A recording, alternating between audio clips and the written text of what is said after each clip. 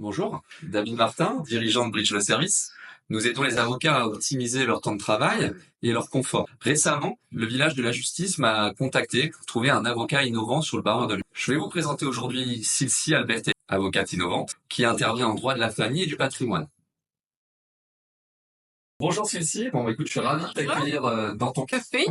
Également. Merci beaucoup. Est-ce que tu peux nous parler un peu de ton parcours et de tes domaines d'expertise, s'il te plaît? Oui, alors je suis avocate en droit de la famille depuis bientôt 20 ans et j'exerce principalement dans l'accompagnement de mes clients à la recherche d'accords. Donc ça fait 15 ans que j'ai développé beaucoup de compétences et beaucoup de process pour aider mes clients à trouver des accords et je fais donc peu de contentieux. C'est un peu la particularité de mon cabinet. Et puis je fais partie de ces avocats hybrides. Je vais emprunter ce mot de notre philosophe Gabriel Alpern, où en fait j'ai plusieurs casquettes, plusieurs métiers. Je suis coach coparental, je suis médiateur et je suis également formateur, mais je suis beaucoup de choses qui fait un peu la particularité de mon cabinet.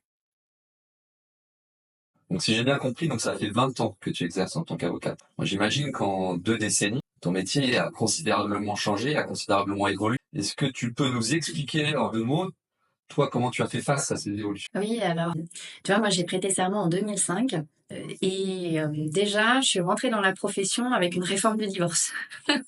Qui a déconnecté la faute des conséquences financières, donc avec une grande poussée de la pacification dans les contentieux familiaux. Et puis il y a eu des vagues successives pour essayer de pacifier, de trouver d'autres solutions pour régler les conflits. Et puis alors c'est pas que dans mon domaine d'activité en matière familiale, c'est vraiment étoffé dans toutes les matières du droit et dans tous les contentieux où on a eu comme ça une poussée vers d'autres méthodes, d'autres processus pour régler les problèmes, les litiges, les différends. Ça m'a amené à réfléchir sur quel avocat je veux vraiment être, en fait, quel type d'avocat je veux être, parce que je me sentais comme ça complètement déconnectée des besoins du justiciable, déconnectée de ce qui pourrait faire sens dans la résolution du conflit quand tu prends la voie judiciaire, parce qu'on a un système judiciaire qui de plus en plus a été confronté à de grosses difficultés pour pouvoir rendre leurs décisions, surtout à Lyon, hein, mais les pauvres magistrats, ils font ce qu'ils peuvent vu les flux. Et du coup, je suis allée chercher d'autres compétences pour pouvoir accompagner mes clients qui m'ont quand même beaucoup de challenge. Et du coup, je suis allée chercher des compétences en psychologie, des compétences dans la négo, des compétences dans du coaching pour étoffer en fait ma façon d'accompagner mes clients. Et aujourd'hui, j'ai la chance vraiment de pouvoir travailler complètement différemment en accompagnant différemment mes clients pour bien comprendre leurs attentes, leurs objectifs et les aider à trouver le chemin qui leur correspond pour pouvoir résoudre leurs problèmes et leurs conflits. Et il y a une palette d'outils avec lesquels je joue, parce que j'ai la chance aussi de bien connaître tous ces outils-là, tous ces process, et c'est vraiment un confort pour mes clients. Ça a transformé mon modèle économique et la structure de mon cabinet. Il faut savoir que je travaille toute seule. J'ai une collaboratrice pendant 6 ans que j'ai formée. J'ai construit un modèle économique qui soit complètement différent pour pouvoir accompagner au mieux mes clients. Alors j'ai beaucoup d'outils technologiques, beaucoup de logiciels sur lesquels je m'appuie pour pouvoir exercer ma profession. J'ai développé une application aussi à l'intention de mes clients où ils trouvent beaucoup d'informations. J'ai monté en compétences en communication. Donc aujourd'hui, je peux proposer plein de supports pour très pédagogiques avec beaucoup de visuels pour permettre à mes clients d'être autonomes dans la gestion de leurs conflits et dans la compréhension du monde judiciaire dans lequel ils sont. Et puis là, mes prochains projets, c'est de travailler sur l'automatisation d'actes avec des programmes pour pouvoir aider les personnes à ce qu'ils prennent leurs décisions. Et moi, j'interviendrai plus dans l'accompagnement de la réalisation finale, dans le projet final qu'ils vont commencer à construire, pour vraiment me concentrer sur des situations complexes à haut conflit, parce que je crois que c'est le défi de demain. Je comprends bien, effectivement, il y a plein d'outils, tu mets plein de choses en place, plein de choses innovantes, mais en réalité, l'innovation, c'est toi, quoi, non?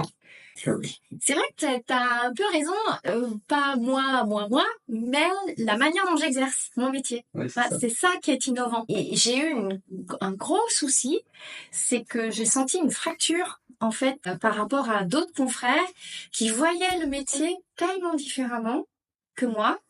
J'ai eu besoin à un moment donné de travailler sur mon identité d'avocat. Comme j'ai rencontré plein de personnes à l'étranger, mais aussi en France, qui étaient exactement dans la même dynamique que moi, je me suis dit bon allez, il faut vraiment qu'on puisse avoir une forte identité, visibilité sur ce sujet-là, et est né l'avocat augmenté, et est né Avocat Pulse.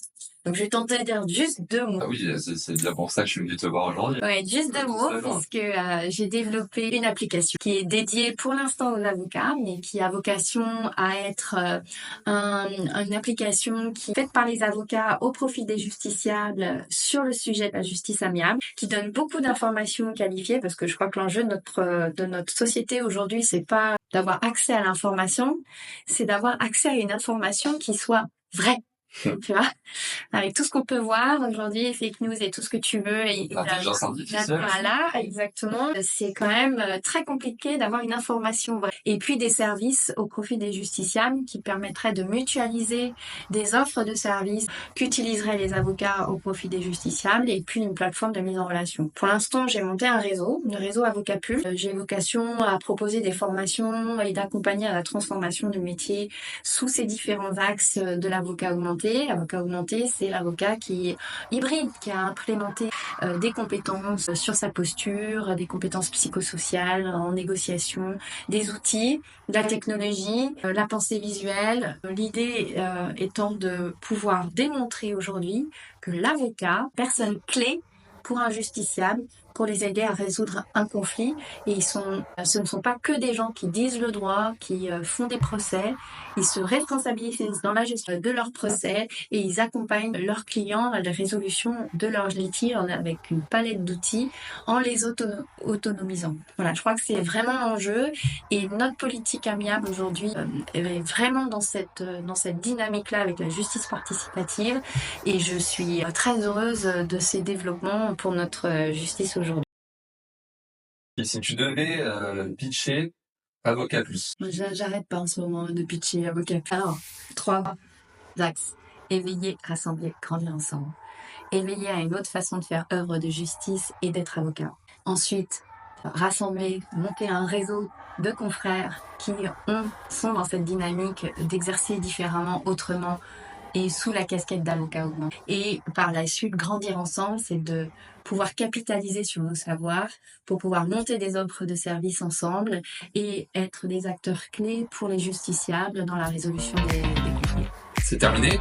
Merci de nous avoir reçus dans ton cabinet, ton super cabinet. C'était super, on a passé un super moment, le café est très bon. Donc on pourra retrouver cette interview dans le trimestriel Actu des barreaux du village de la justice. À bientôt. À bientôt. Il est bon ce café? L'hôtel, c'est évidemment.